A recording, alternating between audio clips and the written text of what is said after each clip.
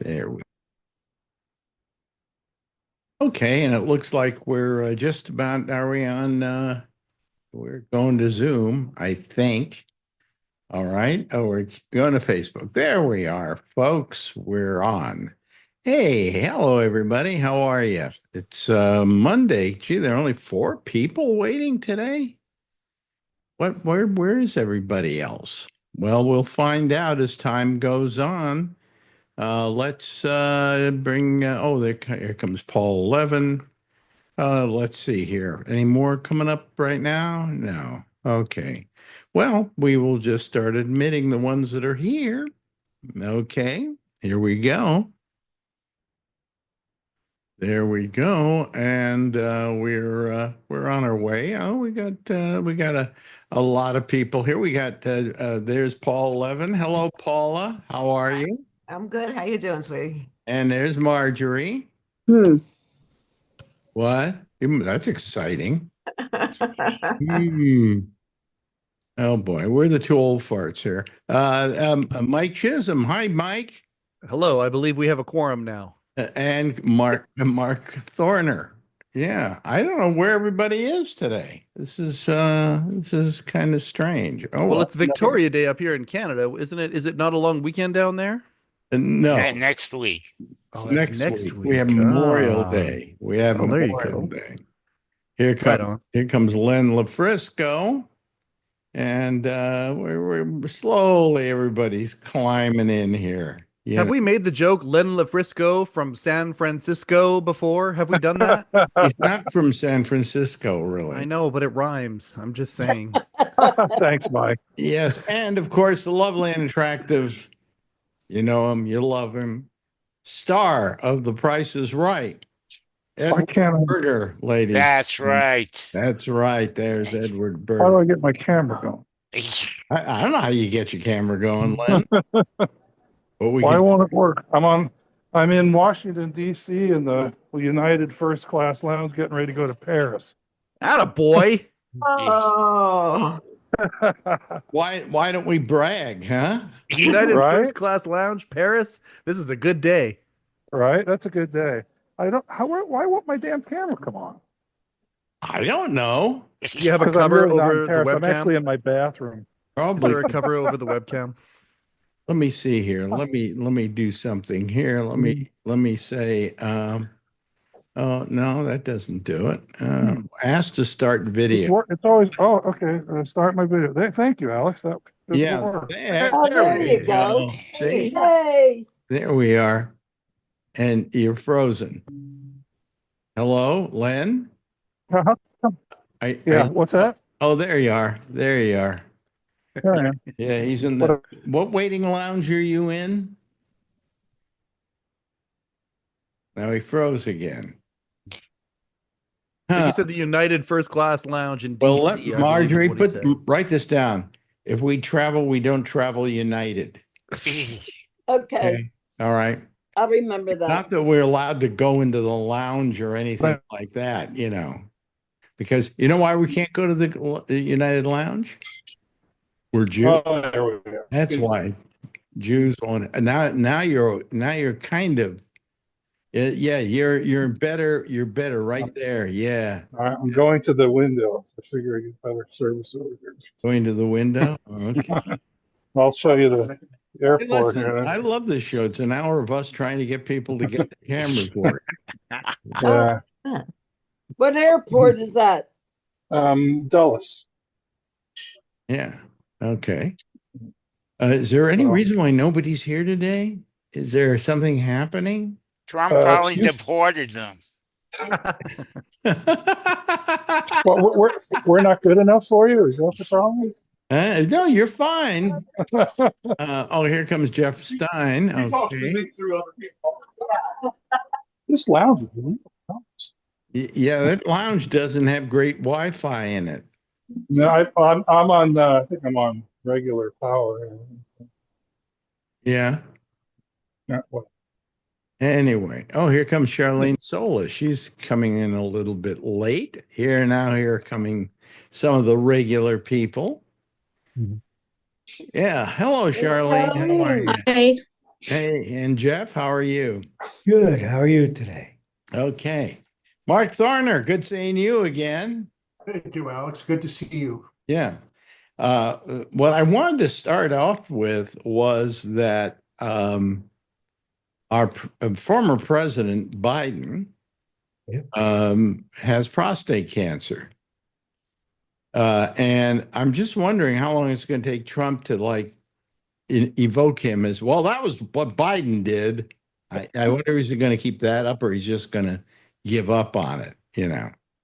Well, his dopey son said something terrible, Mhm. why didn't Dr. Jill notice it?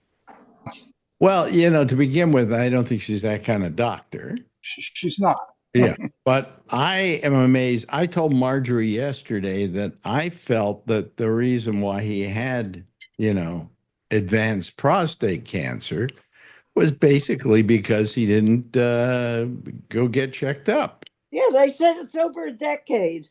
It's over a decade. Wow. Yeah. I mean, and today it turned out he wasn't getting checkups. The guy who's experienced with prostate cancer, I know you should have those tests every year, especially when you're older, because as you get older, the chances of getting it are pretty good, but the chances of getting it where you can't cure it are also very good.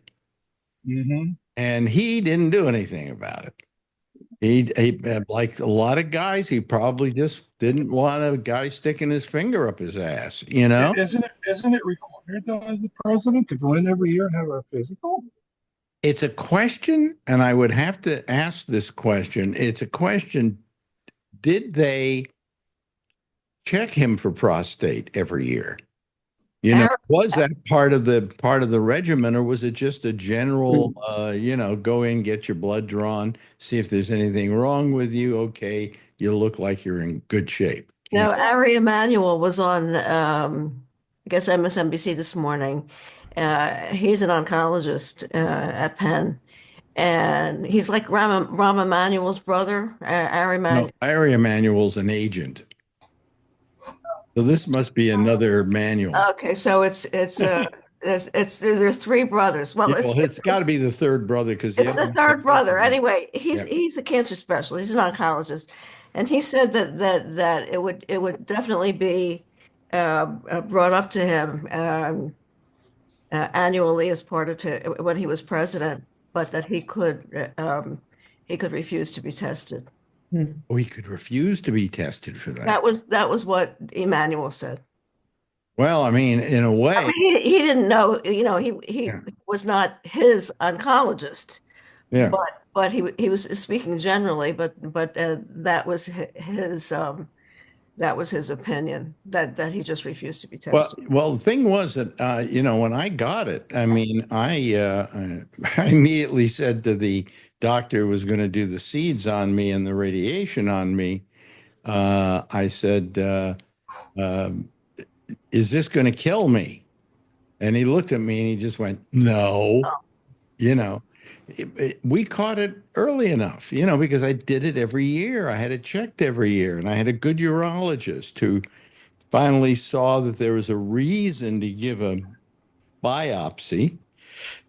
And he gave me a biopsy and he found a lobe that looked like it might have, it was, I think it was a Gleason score of 7, but this was just one lobe. Most of them were benign. Okay. And they just said, you know, we'll take care of it. We'll go put the seeds in there. We'll give you the radiation and you should be okay. And so far, you know, as the old saying goes, so good, you know, knock on wood.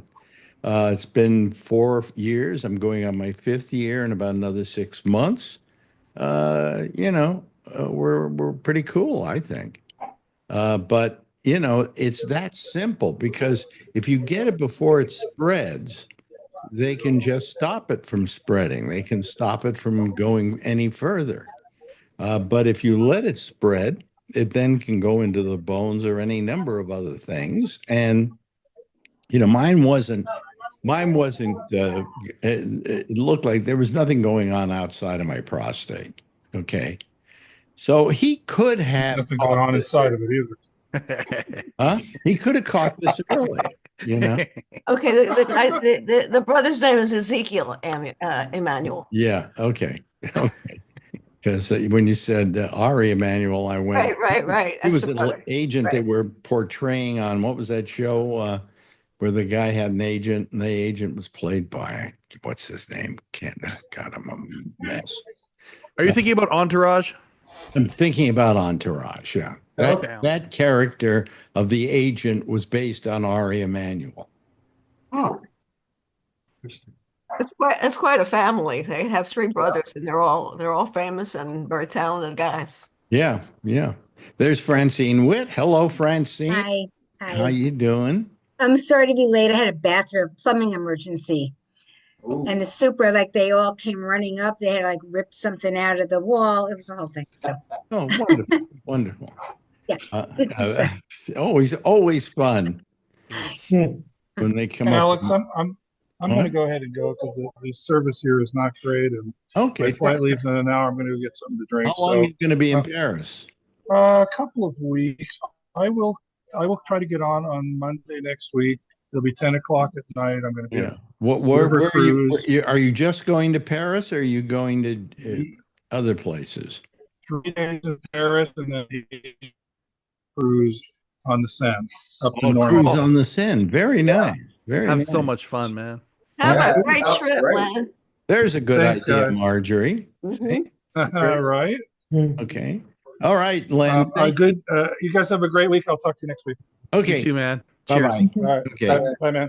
Anyway, but I mean, he just, I think, he was like so many guys. They don't like those kind of things. Okay. Oh, the guy's going to stick his finger up my butt and, blah, blah, blah. And, who was it you said once they had an aunt or something? I think maybe you used the term, Marjorie, that died of something because she died of being ashamed, basically, and this is the kind of thing a lot of guys die of because of being ashamed. They don't want to go to the urologist. My And aunt had colon cancer and she refused to go and get checked there we go. That's it. And she got what? Colon cancer, right? and died. Yeah. How old was she? You were young, so anybody over 50 was old. Well, I don't remember the difference in age. Yeah. Well, also in those days, as we say, in those days, it was like a shameful thing to. I mean, they called it the C word. They couldn't couldn't even pronounce the word cancer. It was like verboten. Well, I mean, it is a lot of people when they do get cancer are ashamed of it. I'm proud to say I've had cancer twice already. I had the prostate thing, which looks like it's not going to be a problem. And I've got the CLL, the leukemia, and it's one that I will die with, but not from. So, so far I've gotten the good cancers. I love it when they say that. You should be happy. You got the good cancer. Oh, well, thank you very much. In the life insurance world, which I'm a part of, not just life insurance, but like critical illness and disability and all that, one of the stats that keep coming out from these insurance companies to us Yeah. is that at some point, a child that is born today, 1 in 2 will get a cancer of some sort. One Well, in two. it is said with prostate cancer that if you live over, long enough, most men will get prostate cancer. Hmm. But it's not, at my age, for instance, it's not dangerous if you do something about it. It's treatable today. It's treatable. Hmm. Yeah. And what he's got is still, even though it's stage 4 and it's, getting his bones and it's not considered to be the best, it's not a good cancer. Uh, he can live for quite a while because they've got a lot of things they give you. They give you the one thing they go to give you is hormones, and the hormones make it impossible for the prostate cancer to continue to multiply. And Well, my brother got it for me, so I'm good. got it. What? You said 50%. My brother got prostate cancer, so I'm good. There you go. Well, no, I don't know. I think something is a lot higher with people over the age of 80. I mean, it's just one of those things you get, so they take care of it and you're okay. But if you got to take the hormones you take, you get hot flashes and things like that. And I don't know if that's all that pleasant, but dying is not pleasant at all. So, that's good. No. Anyway, so how's everything up in Canada there? Up at a 51st state. I knew you were going to ask. And so over the last 3 weeks, I've taken a note every time I have seen on a bus or a store, a business of any sort, where they have clearly put up a new banner or a new advertising saying proudly Canadian owned or things like that. Wow. And Good. it's over 100 now. It's over 100. So, because I knew you were going to ask me. So there certainly is impact that is being felt. I don't know, me and my circle. I think what it's done is it's instilled a certain national pride. Yeah, but then we went through this really divisive election as well, and that, so I would say that yes, there is, but it's not a happy one, man. It's like it's more a frustrated one. I would throw out there. That's just my 2 cents from my specific. We went to Alberta I was in Alberta last week. I was in Calgary, and the Albertans, I mean, if anybody wanted to secede from Canada, but not become an American state, it would be Alberta. People in Alberta. I hear it more than anything. Good, hardworking people. They got lots of oil, and they're just shaking their heads at the federal government in Ottawa. So I guess it depends on where you are as well. That's probably a different thing. We're pretty granola where I'm from. By the way, how you doing? You're okay? Your father? I'm okay. I appreciate it. It's a pretty crazy story. I have told it enough times that it's a narrative now here.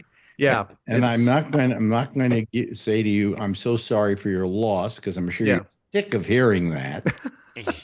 Well, no, when my father died, everybody come up to me and go, I'm so sorry for your loss. And I know that was the only thing they could think to say, and they were trying to be nice, but I was just wanted in my head, I was saying, shut up. You're so sorry for my loss. Yeah, right. The fun ones are the ones where you end up being the counselor.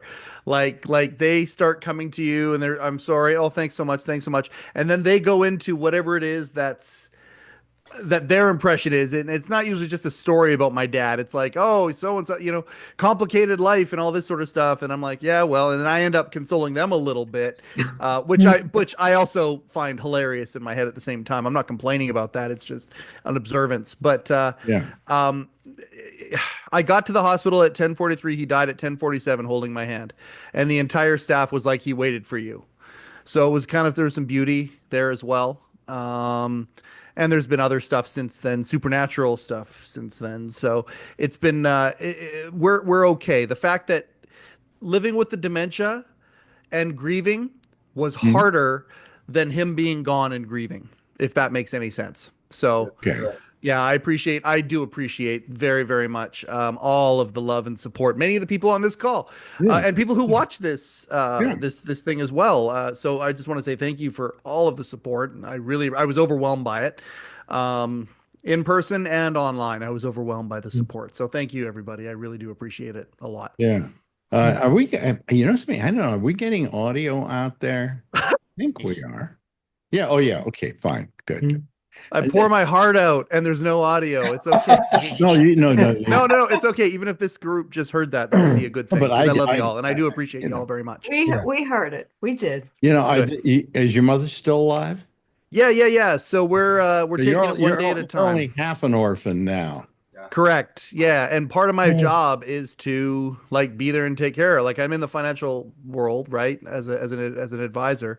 Yeah. And I'm in charge of all that. Right. And so now it's like, I always feel that way when it comes to my clients, like on the life insurance side and stuff. It's trippy when it's your mom. Like, it's really weird. And so, yeah, she's okay. She's at peace.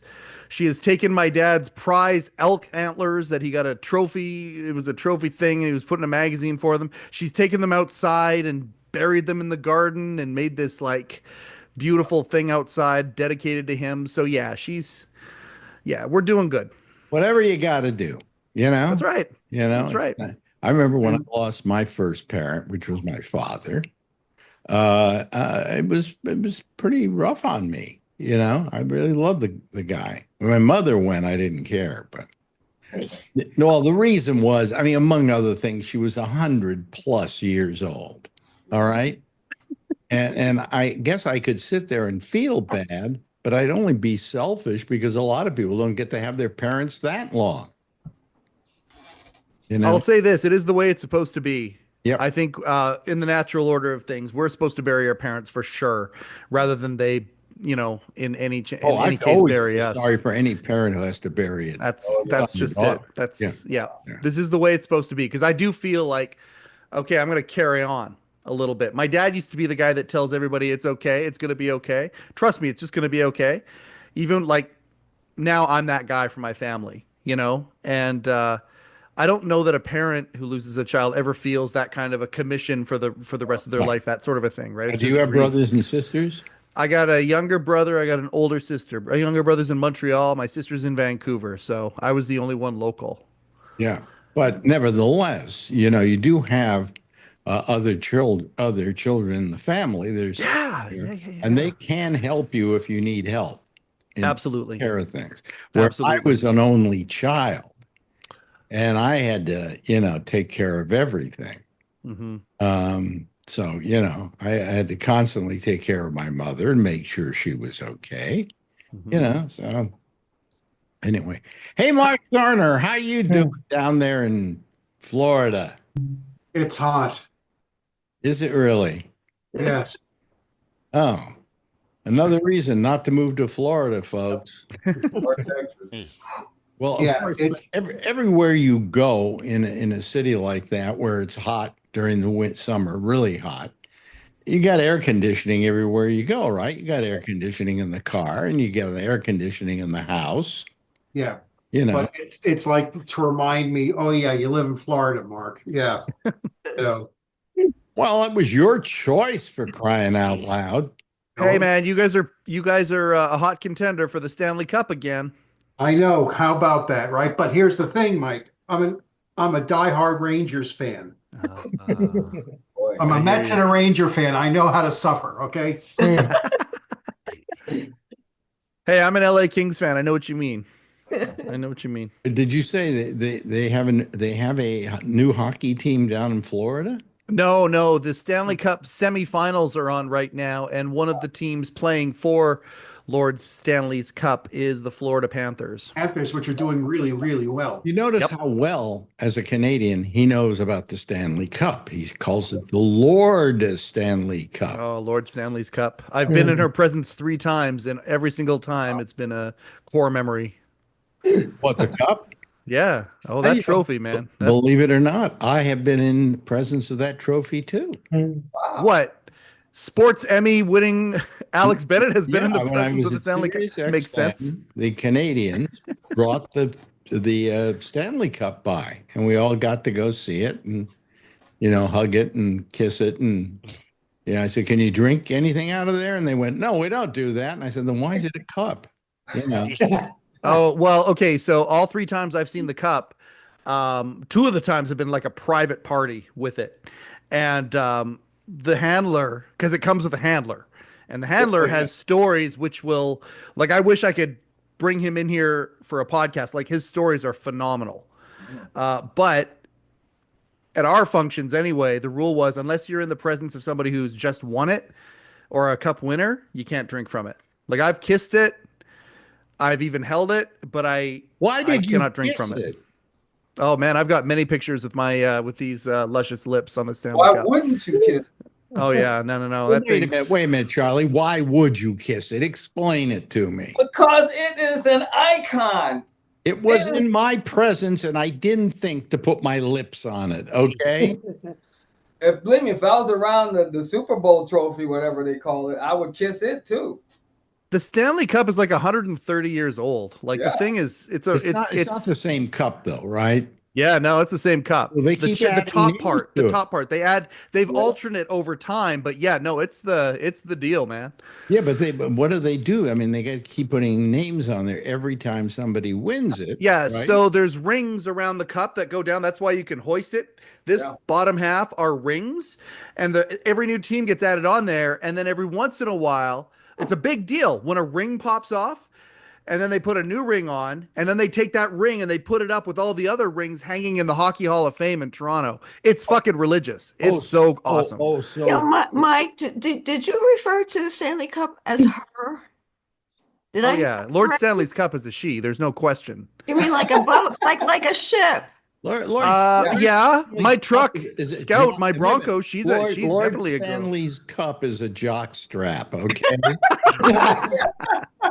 Oh no, you're only dividing the American Canadian divide by saying that, sir. You know I- something? Come on, man. I, for one, do not care. No, I thought that was interesting. That it's referred to. Is that just you or everybody? I don't know. I've definitely heard of people referring to the cup as a her for sure. How about that? That's Yeah, interesting. Yeah. she's a beaut, eh? So in other words, There you all the go. names aren't on there from the very beginning. But they're on rings, which are now hanging on a wall Yeah. somewhere. Okay. Well, except the cup itself has the first winners engraved in it, like in the actual original bowl. Like there's shit is written in calligraphy and all that. Like it's Wow. cool. Like it's really neat. Like yeah, like I could spend hours with it. I've got a picture of my dad with the Stanley Cup. I actually just put up on my Facebook because one of the parties I got to bring my dad to it. I didn't realize I was absconding this episode where it's going to be Mike's therapy session. I'm sorry, everybody. I am. I really am. God damn. But anyway, one of these private parties, I got to bring my dad to it. My dad shows up, and my dad did not think big. He did not chase a dream. His family was his everything. He worked 60 hours a week, blue collar. So my dad walking into the room with the Stanley Cup where we can hang out with it for a few hours, he was like unworthy. Like he wouldn't hardly say a word to me. You guys really take that hockey thing really Dude, it's serious. when we say it's religion up here, it's religion up here. Like and I think I would say that very similar to the Americans' love for their American football. Yeah. Like that's how it is up here, right? But it's just concentrated and maple flavored because it's Canadian. And so, but can I ask something? Why is it that hockey players, for the most part, none of them have a full set of teeth? yeah, well, it's a rough game, man. Fighting is legal in hockey. Yeah, but It's legal. Don't they wear like mouth guards and things like? Some of them do, some of them Some of them don't. do, but Well, not all of them. There's Macho a guys very got- good documentary called yeah, that's right. There's a very good documentary called Ice Guardians, and it's about my friend made it actually and it's gone all over the world. But it's about hockey enforcers, and they're a different sort, man. They're a different duck. What's a hockey enforcer? An enforcer is like a guy who is literally hired, whose speciality is fighting, antagonism. He's but they're not goons. They're way more refined than that. Anyway, yeah, I could go all day. What do you think, girls? Is this a male thing or what? I don't know. It doesn't appeal to me. It's a hockey favorite. thing. We don't have enforcers in baseball. Yeah, no, like their speciality. That's what they do, and they're very good at it. They can knock somebody out on skates. Like yeah, it's crazy. What kind of Canadian are you? You just said out. You didn't say oot. Sorry about that. I'm a yeah, like I said, Western granola. You've been around us too long. Yeah, that's what Well, Hey, by the way, tomorrow is 10 years since Late Show with David Letterman went off the air for the last time. Oh wow, that Crazy, hey? 10 years. Yeah. I miss Shecky. I miss him every day, but I miss him right now. I miss him all the time. Marjorie will attest to that fact. Every fucking day. I miss that guy. But Marjorie and I, we're just happy to have each other. It shows. No, I mean, there are days I want to kill her. Oh, Jesus. Well, come on. Even if you truly love somebody, there are days you just don't want them around. You know, and the same is true with Marjorie. You know. Anyway, so That happens. hmm? That happens to Yeah. families, Yeah. husbands and wives. Yeah. I just want to go on around the panel here. We could use a few more people if there are any out there. But I know Giller's watching. I'm going to call him out. I happen to Yeah. know Don Giller is watching right now. he's watching. I Oh, have proof. I have proof right He's here. waiting for 450. he's waiting for 450. Yeah. Yeah. If you're going to go around the panel, I would like Don Giller here to hear that perspective because it's always a unique one. Well, no, here's what I wanted to ask is I don't really follow sports. Okay. I don't know why it turned out that way. I guess it's because my father was a musician and he took me to the opera and he took me to the ballet. Well, he didn't take me to the opera. He hated opera, but he took me to the symphony. That's what I grew up with. Right. But my father wasn't really into any sport in particular except boxing. Mm. And in the early days, they used to have a thing where every Friday night they would have the Friday night fights. Yep. You remember? Is this Howard Yeah. Cosell? Is that what we're thinking of here? No, Oh, this this is Oh, it's pre. Caps Blue Okay. Ribbons Friday Oh, Friday wow. night fights. Yeah. That's awesome. And he would sit there and watch them and My yell dad at the would too. screen while it was going on, the screen while it was going on. Is that because Punch him, man. And my father was the most gentle human being man I've ever known. He put the man in gentleman. Okay. And one day I finally said to him, I said, Dad, every Friday you watch the fights. I know we all got to be quiet because you got to watch the fights on TV. And I don't understand. It doesn't make a lot of sense to me why you like this, because you're such a gentle person. And he said, well, the reason why I like it so much, and the thing that I find incredible about boxing is watching two people beat the crap out of each other and being glad I'm neither of them. And I accepted that as the reason why he watched boxing. But otherwise, he didn't follow any other sport. What are you going for there, Chisholm? You're essentially setting. But I just thought it was time that we have Wayne Gretzky as a part of this podcast. Oh, I see. Okay. A foot away from me, I've got this gorgeous Gretzky coming out. I'm just saying. Oh boy. Anyway, so Right. I never really got into any sports in particular, I think I kind of enjoyed baseball a little bit. I like baseball. I like the sociability of baseball. It's a kind of it's just a kind of sport where I felt that it's nice to go out to a game, sit with your friends, have some hot dogs, have some Coke like I do, or beer like all my friends would have. And you just sit there talking to each other while this very pastoral game is being played out in the field. And so I kind of like baseball for that. But I don't know that I followed it, and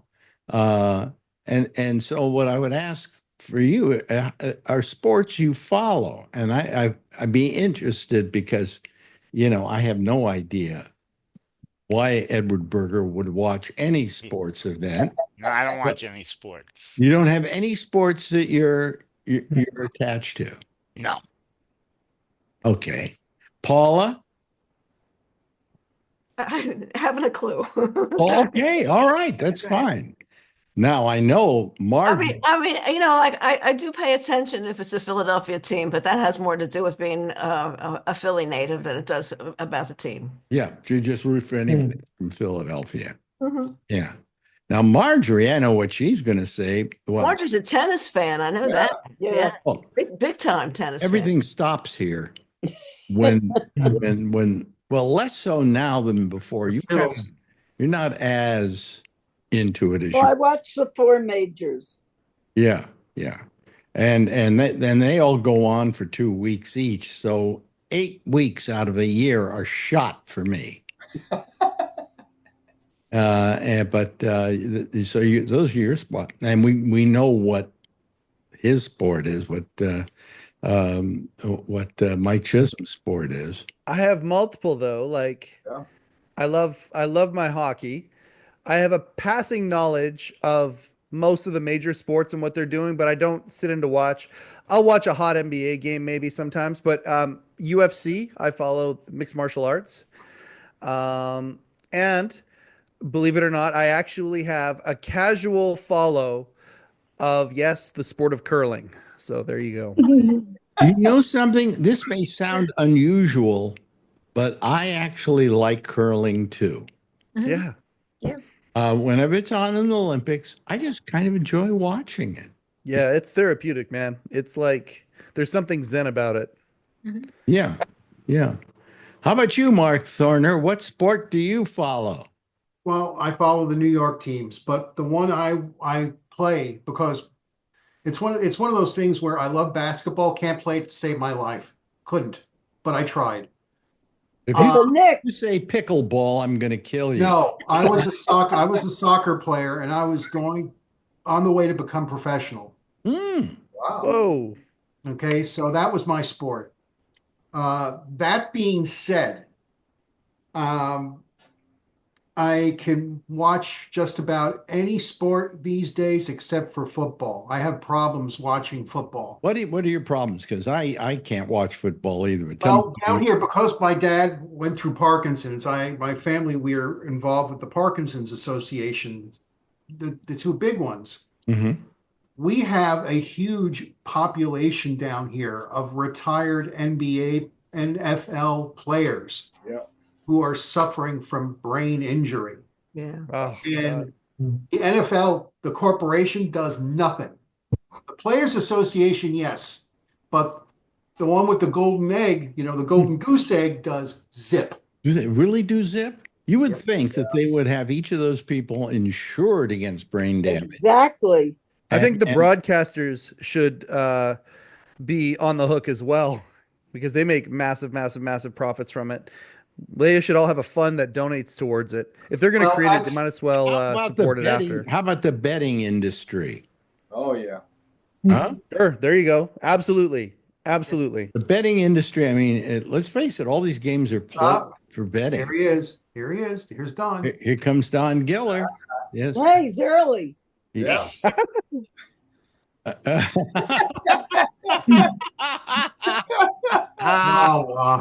Holy crap. Hey, Don, I was watching some of your videos today. Are you all right? Yeah, I was watching you put up a bunch of things with Cher and Sonny. Not recently, but they were old ones, And I would hope not recently, Alex. Yeah. well, how's your skiing? how's my skiing? Oh no! Oh, funny. Oh, it's funny you should mention that because I was watching a video yesterday of me skiing. You're referring to Sonny Bono, aren't you? or- There, I Don? know that. Look at Marjorie's face. Look at her face. You don't even know what a ski looks like. I know what he looks like. And I You had have him on no my idea. I had him on my feet, and I had I two love on either marriage. side of me, holding my hands as I went down the hill. Okay, and that was it for me. I'll show you the video, Marjorie. It's okay. Me As long as you skiing. don't go Don't you wanna into a see it? tree. Boy, Did you ever see Buddy Hackett's thing on skiing being Jewish? It's very funny. I used to ski all the time really? Oh yeah? I do too. until I took let's just say that my butt met a ski slope all the way down, and I was like, no, that's it, done. Mhm.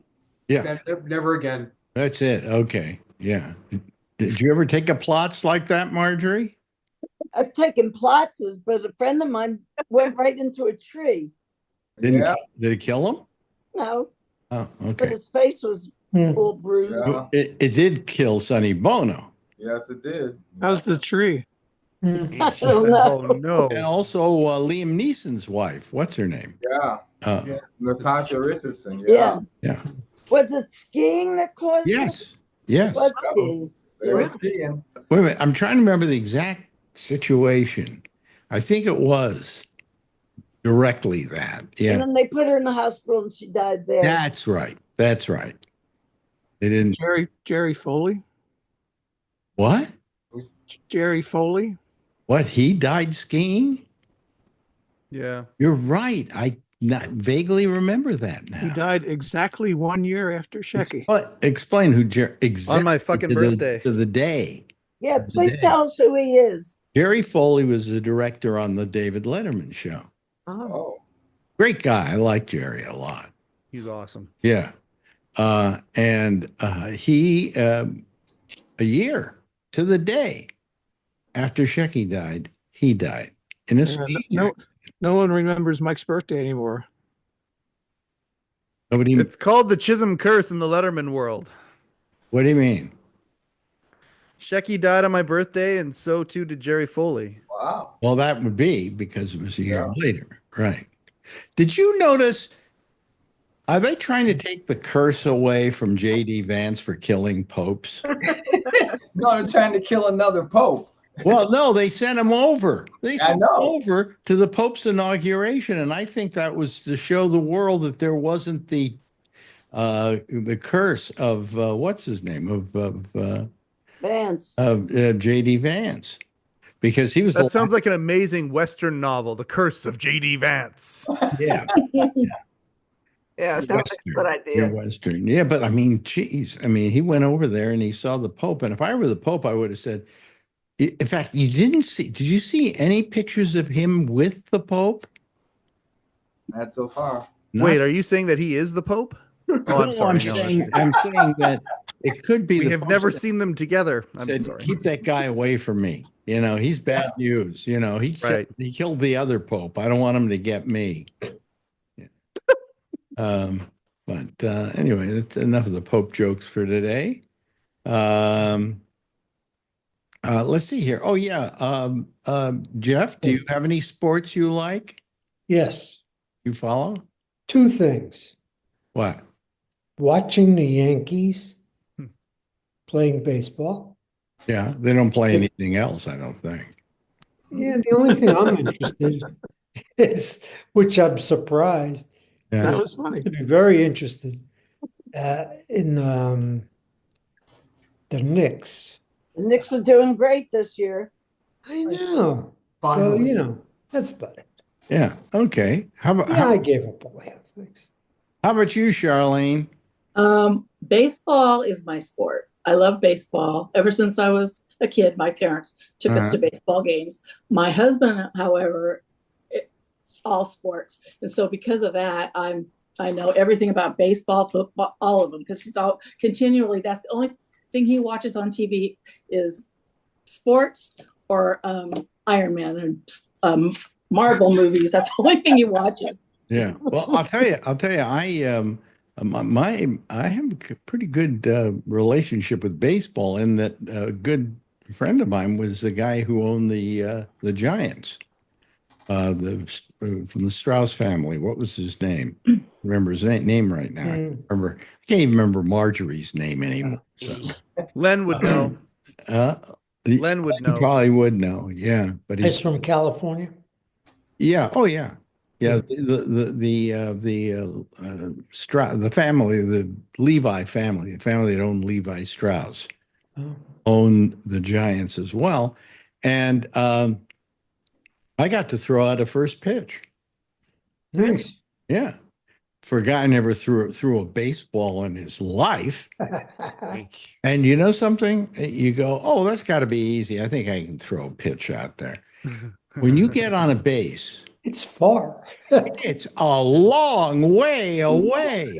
Did you practice? I didn't realize it. No, I didn't practice. Oh my God, hey, dude. how it looks so short on TV, but oh no, you know, and then you look and like this picture is like it's a little thing out there somewhere. The umpire rather.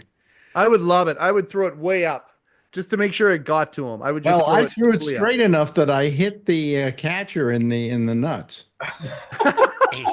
Jeez. Oh. Yeah. Is there tape of this blessed event? No, there is not. No, there is not. I want to see footage of this. Oh, I remember when they gave me, what's his name? The guy who owned the team said to me, anytime you want to go to a game, just give me a call.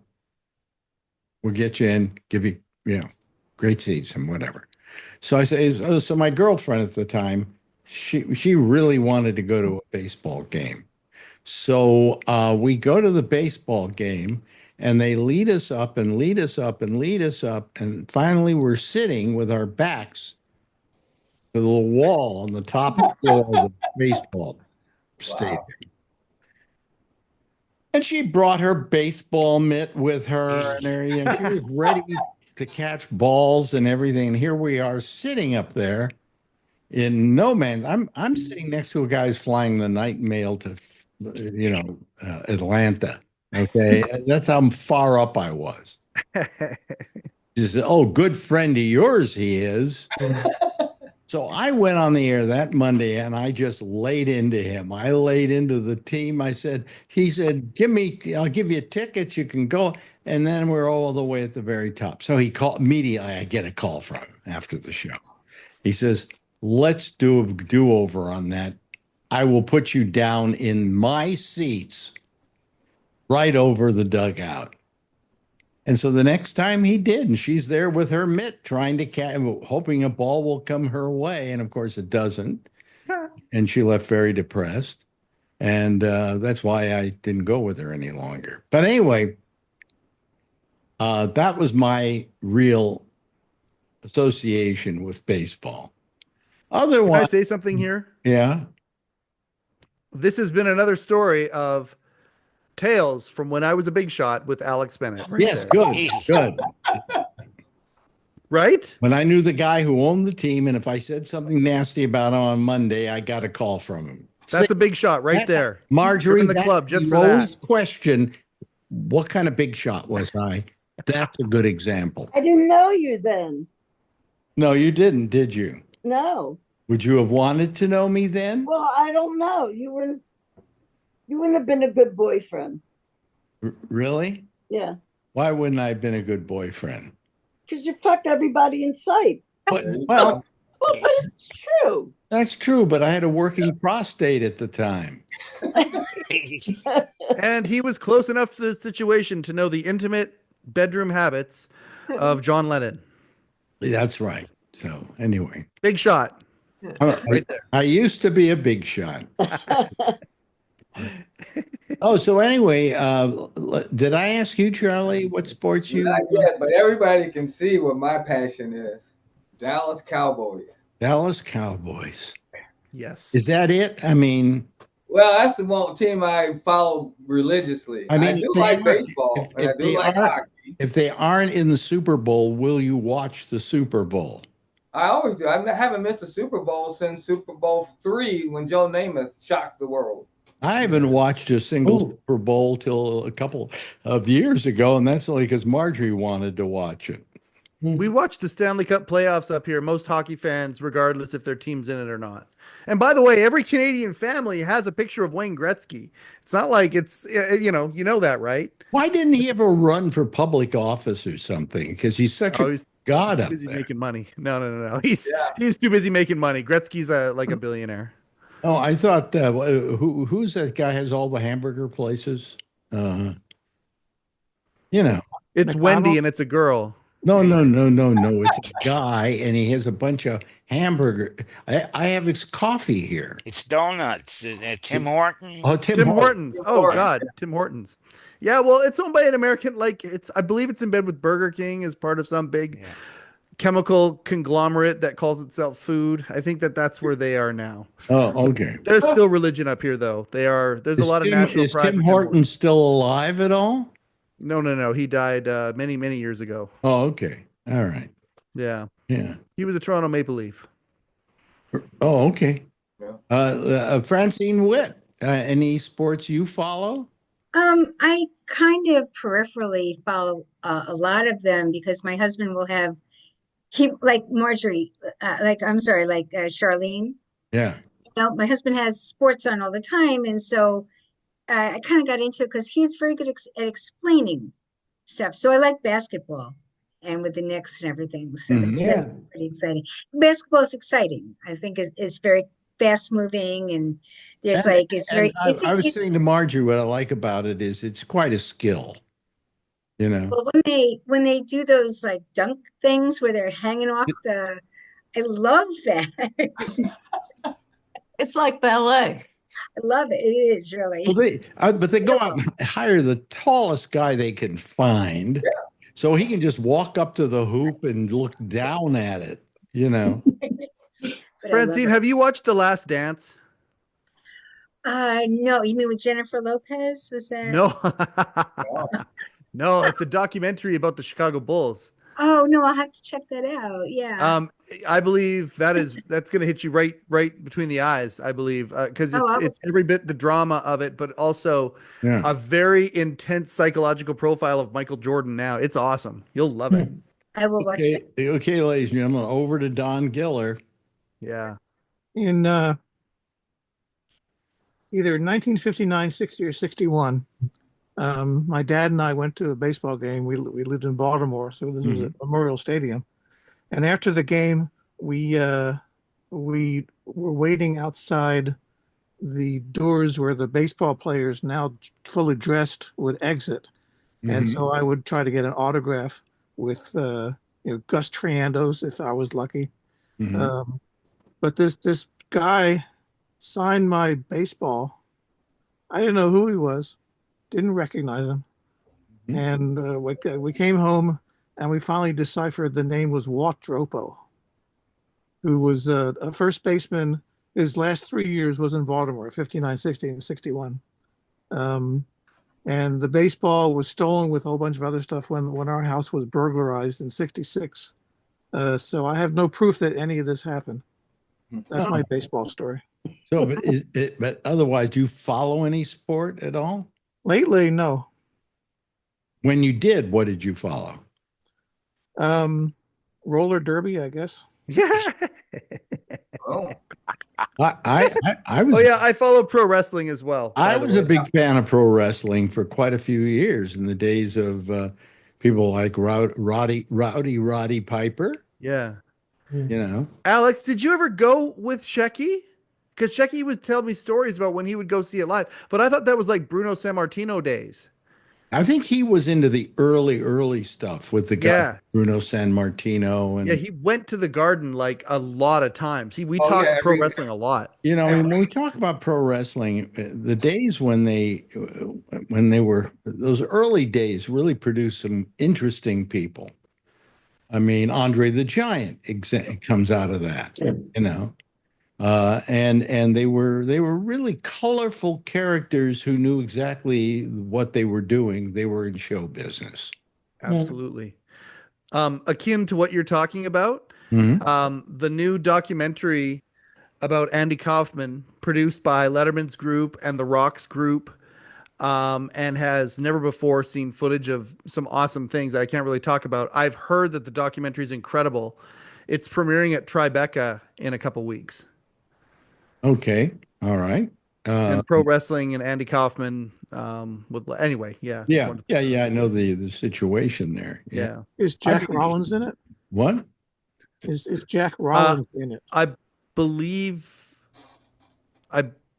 he could be. He could be. He's not still alive though, is he? Jack, no. No. Neither is Andy. Yeah. But yet you have footage of him. Yeah. I ever meet Andy Kaufman? I knew one of the last people that saw him alive. Yes, you did. And that was a guy by the name of Monty Hoffman, who was walking outside of a club in San Francisco called the Other.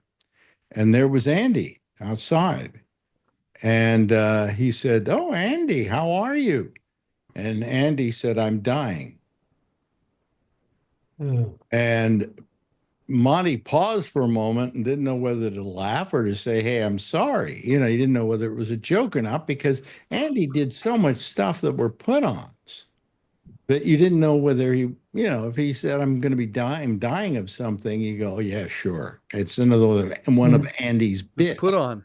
Yeah, man. And he said to Monty, he says, "Yeah, I'm dying and nobody will believe it because they all think I'm kidding." I And wonder if he found that funny. huh? I wonder if he found that funny. Who? Andy. I don't think he found it funny. I think he was really serious about the fact that he was dying. I mean, he Yeah. died at what, 35, something like Yeah, he that? was like in the mid-30s. Yeah. Yeah. Yeah. Jeez. And he died of what was the cancer? I believe it was an aggressive lung cancer. Now you say, well, he must have smoked a lot, huh? No, he didn't smoke at all. No, he was like the transcendental meditation guy. Yeah. The theory is that he died of lung cancer from playing all those clubs. Yeah, secondhand. Oh, interesting. Secondhand smoke. Yeah. So anyway, but that should be interesting to watch. Another documentary that's coming out that I find kind of fascinating.